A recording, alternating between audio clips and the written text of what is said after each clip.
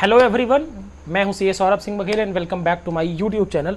दोस्तों, आज जो बिजनेस इकोनॉमिक्स का पेपर हुआ क्लास 12th एमपी बोर्ड का, तो उसके सॉल्यूशंस मैंने अपलोड किए हैं। हालांकि बहुत सारे बच्चों का मुझे कॉल आया, उनके मैसेजेस आए, भोपाल, जबलपुर, इंदौर, नागदा, तो और मेरे जो खुद के कोचिंग क्लासेस में बच्चे पढ़ते हैं उनका भी मैसेज आया और एक जनरल ओपिनियन था कि पेपर डिफ़िकल्ट था। हाँ, मैं भी कहूँगा कि ऐसा पेपर मुझे नहीं लगता कि इकोनॉमिक्स में कभी भी पूछा गया एमपी बोर्ड में, ठीक है। लेकिन बहुत सारे लोगों ने पूछा कि सर पेपर आया कहाँ से, तो मुझे किसी ने यूट्यूब में ही चैनल के नीचे कमेंट करके वीडियो के नीचे बताया कि सर एनसीईआरटी का पेपर था, एनसीईआरटी से लिया गया था ये पेपर, ठीक है, सीबीएसई का एनसीईआरटी। जैसे अब आपको पता ही है कि लास्ट ईयर से एनसीईआरटी का सिलेबस आपको एप्लीकेबल है, ठीक है ना, एनसीईआरटी। और इस बार क्या किया उन्होंने, इस बार एनसीईआरटी की बुक्स में से मैक्सिमम कहूं तो 70% क्वेश्चन उन्होंने वहां से ही एज इट इज उठा लिए। एज इट इज मतलब पूरा का पूरा उठा लिया।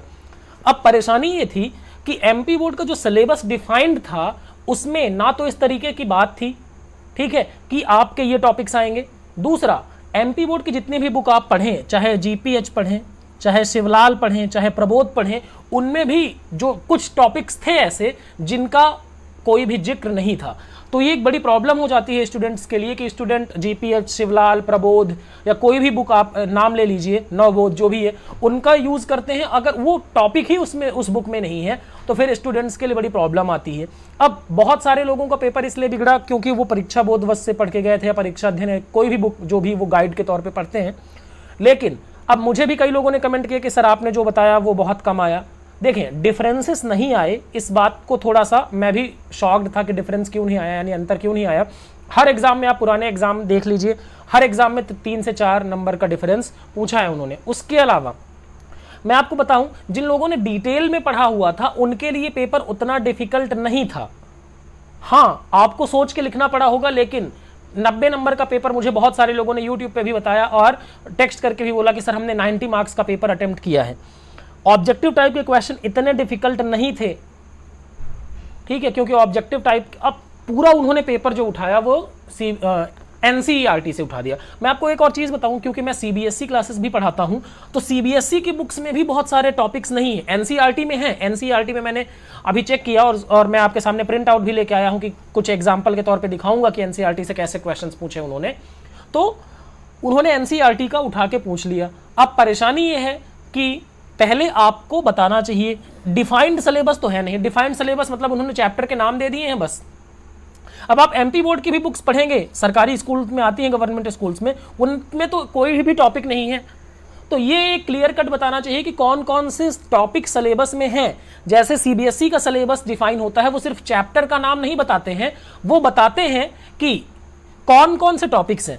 अब लेकिन पेपर की एक पॉजिटिव चीज ये रही कि अब लोग शायद इकोनॉमिक्स को भी थोड़ा सीरियसली पढ़ना शुरू करें। जैसे बहुत सारे लोग सिर्फ अकाउंट और उनके लिए सिर्फ अकाउंट्स रहता है, तो लोग थोड़ा इकोनॉमिक्स के प्रति भी सीरियस हो गए, क्योंकि आपके सबसे डिफिकल्ट सब्जेक्ट्स में से इकोनॉमिक्स ही माना जाना चाहिए, बिजनेस स्टडीज और अकाउंट्स में से, ठीक है। तो देखते हैं कि कैसे क्वेश्चन आए, मैं आपको प्रूफ भी दिखाता हूं। ये एनसीईआरटी की बुक का जो है, ये आप देखेंगे तो एनसीईआरटी की बुक का आपको प्रिंट आउट है। तो आप देखें, distinguish between centrally planned economy and market economy, ये क्वेश्चंस था आपको।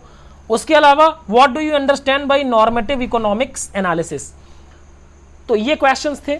उसके बाद अगर बात करें, ये what are the 4 factors of production and what are the remuneration to each of these called, ये क्वेश्चन इजी था। जैसे अब लैंड, लेबर, कैपिटल और एंटरप्राइज, ठीक है। अब आप एक चीज देखें, जो यहां पर क्वेश्चन आया था फिल इन द ब्लैंक्स में, there are 4 means of production, ठीक है ना, फैक्टर्स और उत्पादन के साधन होते हैं। अब आप यहां पर देखिए वो क्या कह रहे हैं, what are the 4 factors of production, 4।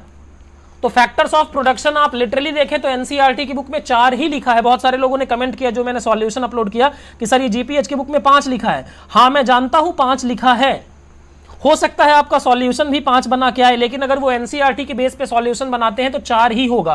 तो क्योंकि वहां पर जीपीएच की बुक में 5 क्यों हो जाता है? क्योंकि वहां एंटरप्रेन्योर को भी मान लिया जाता है फैक्टर्स ऑफ प्रोडक्शन, जबकि यहां एंटरप्राइज में ही इंक्लूड कर लिया जाता है, वहां ऑर्गेनाइजेशन और एंटरप्राइज आ जाता है। तो आप देख सकते हैं कि factors, 4 factors of production and means यानी फैक्टर ही होता है, देयर आर 4। तो मैंने जो बोला वो बेसिस के किस बेसिस पे बोला वो गलत नहीं है। मैक्सिमम 4 फैक्टर्स ऑफ प्रोडक्शन ही माने जाते हैं। एनसीईआरटी ने भी ये माना है, सीबीएसई ने भी ये माना है।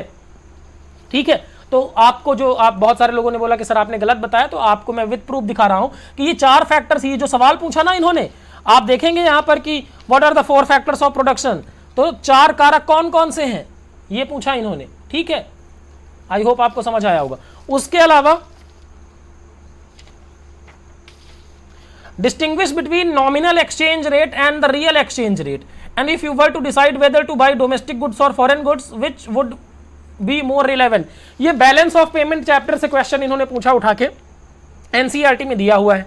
अब ऐसा real exchange rate and nominal exchange rate का जिक्र नहीं है बहुत सारी बुक्स में, तो उन बच्चों का क्या जो बुक्स, अब एमपी बोर्ड को मैं यही कह रहा हूं कि इनको क्या करना चाहिए, सिलेबस डिफाइन करना चाहिए कि मान लीजिए नेशनल इनकम है ये चैप्टर, तो नेशनल इनकम में कौन कौन से टॉपिक हैं ये बताना चाहिए। अदरवाइज बच्चे हर बार अगर पढ़ते जाएंगे या बाहर से पेपर दे देंगे तो उनके लिए मुश्किल हो जाएगी। उसके अलावा what is marginal propensity to consume, ये तो जीपीएच की बुक में है और मैंने इंपॉर्टेंस में बताया भी था प्रोपेंसिटी टू कंज्यूम। तो उसके बाद ये पैराडॉक्स ऑफ थ्रिफ्ट, अब मैं आपको बताऊं सीबीएसई की बहुत सारी बुक्स में ये पैराडॉक्स ऑफ थ्रिफ्ट नहीं है। पैराडॉक्स ऑफ थ्रिफ्ट होता क्या है कि भैया जब रिसेशन आता है तो लोग और पैसे बचाने लगते हैं जिससे इकोनॉमी और बर्बाद हो जाती है। तो ये क्वेश्चंस इन्होंने पूछे, एग्जैक्टली सिमिलर क्वेश्चंस पूछे हैं सारे के सारे उठा के उन्होंने। मैं आगे और दिखाता हूं आपको। What is the transaction demand for money and how it is related to the value of over a specified period of time. अब ये सवाल अगर आप देखें तो सीबीएसई में भी नहीं है, बहुत कम केसेस में आपको मिलेगा, बहुत कम बुक्स में मिलेगा। एमपी बोर्ड में तो बहुत मुश्किल से आपको मिलेगा, एक आध बुक में होगा तो होगा, अदरवाइज 2-3 बुक्स मैंने देखी हैं उस पर तो मुझे नहीं मिला। अब इन क्वेश्चंस के आंसर ये किस बेसिस पे बनाएंगे ये देखने वाली बात होगी। उसके अलावा एक्सप्लेन द मार्केट इक्विलिब्रियम, ये तो ठीक है, ये क्वेश्चंस है, नॉर्मल नहीं है। उसके अलावा अगर हम देखें तो if the price of substitute y and substitute good increases what impact it does have equilibrium price and quantity of good x. तो एग्जैक्टली यही क्वेश्चंस आपसे पूछे गए एनसीईआरटी से उठा के। उसके बाद what is budget line and why the budget line is downward sloping, ये क्वेश्चन भी था। And what do you mean by monotonic preferences, तो ये क्वेश्चंस भी आपके उठा के पूछे गए। अब मुझसे बहुत सारे लोग मैसेज करके ये पूछ रहे हैं कि सर कॉपी कैसे चेक होगी। देखिए पेपर डिफिकल्ट था, कॉपी लीनियंट तरीके से चेक होगी, लीनियंट मतलब लिबरल तरीके से चेक होगी। अगर आपने ऑब्जेक्टिव किए हुए हैं और आपको कोई परेशानी नहीं है तो मतलब आपने क्वेश्चन अटेम्प्ट किए हैं, आप रिलेटेड चीजें भी लिखेंगे तो आपको 5 में से 0 नंबर नहीं मिलेंगे, एक चीज याद रखिएगा, है ना। तो मैं उम्मीद करता हूं कि आप सारे लोग, जिन लोगों को ये डर लग रहा है वो फेल हो जाएंगे। तो अगर आपने पेपर अटेम्प्ट किया होगा, लिखा होगा, तो आप फेल नहीं होंगे। अगर आपका 15 नंबर का भी ऑब्जेक्टिव सही हो गया होगा तो आप पास हो जाएंगे, ऐसा मैं एक्सपेक्ट करता हूं, क्योंकि कॉपी थोड़ी आसानी से चेक होगी, जिससे कि क्योंकि पेपर जो है ना ये आउट ऑफ लीक आ गया था, पहली बार ऐसा पेपर आया है। ठीक है, तो उम्मीद करता हूं कि आपका पेपर आप इस पेपर में बेहतर करेंगे। और जिन लोगों ने 90 मार्क्स का अटेम्प्ट किया है तो वो काफ़ी अच्छा पढ़ के गए होंगे, इसलिए उन्होंने किया है। So thank you very much, आपको मैंने ये दिखा दिया। बाकी क्वेश्चंस भी हैं लेकिन अब प्रिंट आउट मैंने नहीं लिए हैं। तो आपको रिजल्ट की डेट कब है उसके बारे में मैं जल्दी अगर कोई इन्फॉर्मेशन मिलती है तो आपको बताऊंगा। So thank you very much.